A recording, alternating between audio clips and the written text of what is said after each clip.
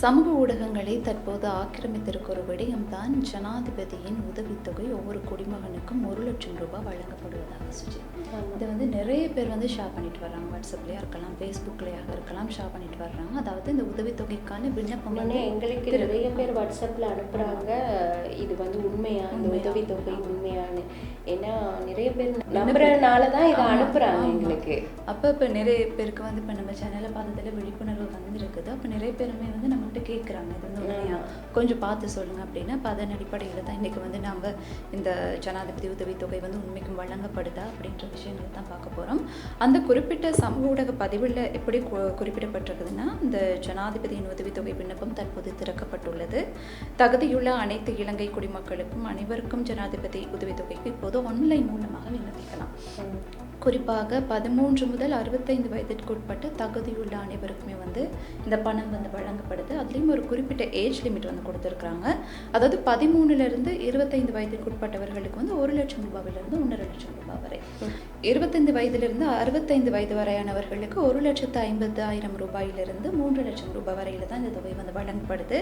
அப்போ விண்ணப்பதாரர்களுக்கான பண பரிவர்த்தனைகள் தொடங்கப்பட்டிருக்குது அப்படின்னு சொல்லியும், அப்போ அதை பெற்றுக்கொள்றதுக்காக கீழே லிங்க் ஒன்று காணப்படுது. அந்த லிங்க்கை நீங்கள் உள்ளுக்கு போயிட்டு அதில் உங்களுடைய தகவல்களை தெரிவிங்க. அப்போ உங்களுக்கு இந்த பண தொகை கிடைக்கும் அப்படின்னு சொல்லி தான் பகிரப்பட்டிருக்குது.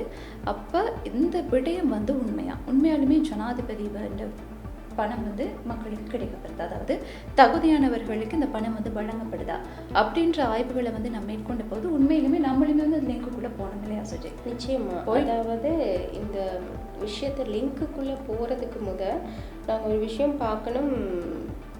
ஒரு ஜனாதிபதி உதவித்தொகை அப்படின்னு சொல்லும்போது ஒரு சாதாரணமாக ஒரு டெக்ஸ்ட் மெசேஜாக ஒரு மெசேஜாக வராது, வாட்ஸ்அப் ஊடாக வராது. சில நேரம் உங்களோட ஃபோன் நம்பர்ஸ்க்கு நீங்கள் எங்கேயாவது கொடுத்து ரெஜிஸ்டர் பண்ணி வச்சுருந்தீங்க அப்படின்னு சொன்னீங்கன்னா, இப்போ அஸ்வஸ்மா மாதிரி ஒரு விஷயங்கள் உங்களோட ஃபோனுக்கு மெசேஜஸ் வரக்கூடிய சந்தர்ப்பங்கள் இருக்குது. ஆனால் இந்த மாதிரி நீங்கள் எதுலேயுமே ரெஜிஸ்டர் பண்ணாமல் எல்லாருக்கும் கிடைக்கும் அப்படின்னு சொல்கிற ஒரு விஷயம் போகிற போக்கில் எல்லாத்துக்கும் ஒரு மெசேஜ் அனுப்பிட்டு போக மாட்டாங்க அரசாங்கத்தால். இன்னொரு விஷயம் நாங்கள் அதில் முக்கியமாக பார்க்கணும். ஒரு விஷயம், நாங்கள் இது பேசிக்காக யாருமே இதை கொஞ்சம் உன்னிப்பாக கவனிச்சா இதுக்குள்ள இருக்க விஷயங்கள் எங்களுக்கு புரியும்ன்றதுக்காக நான் இந்த விஷயங்களை சொல்கிறேன். 13 வயசு அப்படின்னு சொல்லும்போது இது அவங்களுக்கு இன்னும் ஐடென்டிட்டி ஒன்று வந்திருக்காது, அவங்களுக்கு ஒரு டின் நம்பர் எடுக்க முடியாது. இந்த மாதிரி ஒரு சின்ன வயசு என்ன அவங்களுக்கு அவங்களுக்கு என்ன தகுதியை பார்த்து கொடுக்க போகிறாங்க. இப்போ சில நேரங்கள்ல இந்த சமுர்த்தி, அஸ்வஸ்மா மற்றும் தித்வா காலங்களில் வழங்கின சில விஷயங்கள் இருக்குது. அது பிள்ளைகள் அவங்களோட பாட புத்தகங்களை இழந்து அவங்களோட ஸ்கூலுக்கு தேவையான விஷயங்கள் இழந்திருந்தவங்களுக்கு அதுவும் பெற்றோர்களோட தரவுகள் எடுத்து அவங்களுக்கு உண்மைக்குமே இத்தனை பிள்ளைகள் இருக்கா, ஒரு குடும்பத்தில் பிள்ளைகள் இருக்காங்களா அப்படின்னு பார்த்து ஒரு 10,000, நான் நினைக்கிறேன் 10,000 ரூபாய் வரையான ஒரு தொகை வழங்கப்பட்டது இருந்துச்சு. ஆனால் நான் நினைக்கிறேன், நான் அந்த அமௌண்ட் சொன்னது சரியாக இருக்கும், 10-15,000 ரூபாய் தான் அந்த பிள்ளைகளுக்கான அந்த பாட புத்தகங்களுக்கான கல்வி நடவடிக்கைகள்.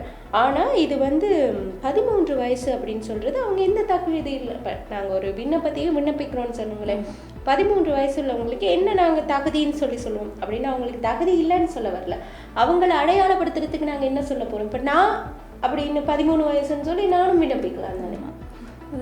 எனக்கு ஒரு ஐடென்டி நம்பரோ நான் ஒரு டின் இலக்கமோ எதுவுமே எனக்கு இல்லை தானே. அப்போ நான் அதை விண்ணப்பிக்கலாம் தானே. அப்போ அவங்களுக்கு கொடுக்கப்படுற தொகை எவ்வளோன்னு பார்த்தீங்கன்னா 1,00,000 முதல் 1,50,000 வரை கொடுக்குறாங்க. ஆமாம் சுஜிங்கன்னு இன்னொரு விஷயமும் பார்க்கணும். என்னென்னா இந்த 13 வயது ஆக்கள் இப்போ உறுதிப்படுத்துறதுக்கு இந்த திட்வா காலத்துலேயும் தொகைகள் வழங்கப்பட்டது. அதுவுமே நினைச்ச மாதிரி எல்லாருமே விண்ணப்பிச்சு எடுக்கல. அதுக்குமே ஜிஎஸ் போயிட்டு பார்க்கணும். கிராம சேவகர் இந்த மாதிரியான முக்கியமான விஷயங்களை வச்சு தான். ஏன்னா இப்படி ஒரு சின்ன ஒரு லிங்க் இதில் ஜனாதிபதி உதவித்தொகை பெறுங்கன்னு சொல்றது ஒரு விஷயம். கொஞ்சம் யோசிக்கணும். அதுக்கப்புறம் நீங்க சொன்ன மாதிரி நாங்களும் அந்த கொடுத்துருக்க லிங்கை போய் கிளிக் பண்ணி பார்க்கும்போது அதில் ஒரு ஜனாதிபதியிட படத்தோட நீங்கள் பார்க்குற மாதிரி இந்த மாதிரியான ஒரு முதல் பக்கம் இருந்தது. அதில் எங்களோட தரவுகள் கேட்டிருந்தது.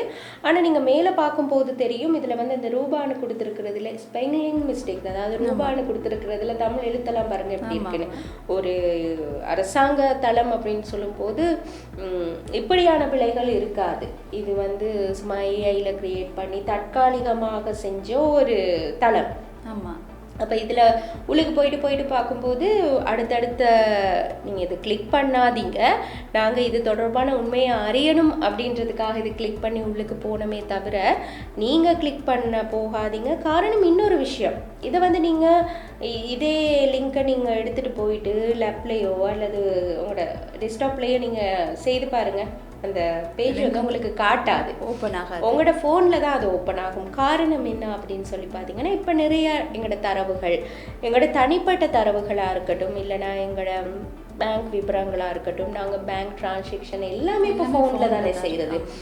அப்போ ஈஸியாக அவங்களோட ஃபோனை ஆக்சஸ் பண்ணால் தான் ஈஸியாக அந்த தரவுகளை எடுக்க முடியும். அப்படின்றதுக்காகத்தான் இதை ஃபோனில் கொடுத்துருக்குறாங்க. எனவே இந்த லிங்கை கிளிக் செய்யாதீங்க. இன்னொரு முக்கியமான விஷயம், இப்படி ஒரு தொகை வழங்குறதா இருந்தால் நிச்சயம் அது தொடர்பான ஒரு ஊடக அறிவிப்பை வந்து ஜனாதிபதி ஊடக பிரிவாக இருக்கட்டும் அரசாங்கம் வெளியிட்டிருக்கும். மற்றது ஒரு கெசட் வர்த்தமானிகள் சில நேரங்களில் வெளியிடப்படும். இது மாதிரியான ஒரு உதவித்தொகை அறிவிக்கப்படுதா இருந்தால் எந்த அடிப்படையின் கீழ் இது வந்து இந்த உதவித்தொகையை ரிலீஸ் பண்ணியிருக்காங்க அப்படின்னு சொல்லிட்டு. மற்றது கண்டிப்பாக ஊடகங்களில் செய்தியாக வெளியிடப்படும். ஊடகங்கள் மூலமாக தான் மக்களுக்கு இந்த மாதிரி விஷயங்கள் தெரிய வரும். எனவே இது தொடர்பான முழுமையான ஆய்வறிக்கையை ஃபேக்ட்ரிஸ் இன் ஸ்ரீலங்கா தமிழ் அப்படின்ற எங்களோட இணையதளத்துக்கு நீங்கள் போனீங்கன்னா உங்களுக்கு பார்க்கக்கூடியதாக இருக்கும். அது மாத்திரமன்றி நீங்கள் இது மாதிரி ஏதாவது தகவல்கள் தவறாக இருக்குது, அது தொடர்பான உண்மையை அறியணும் அப்படின்னு நினச்சிங்கன்னா நீங்கள் 07214146966 என்ற தொலைபேசி இலக்கத்தின் ஊடாக வாட்ஸ்அப் மூலம் எங்களை தொடர்பு கொண்டு எங்களுக்கு அனுப்பி வைங்க. நாங்கள் அது தொடர்பான உண்மையை கண்டறிந்து உங்களுக்கு அறிவிக்க தயாராக இருக்கிறோம். எனவே இது போன்ற மற்றொரு நிகழ்ச்சியில் மீண்டும் சந்திப்போம். வணக்கம்.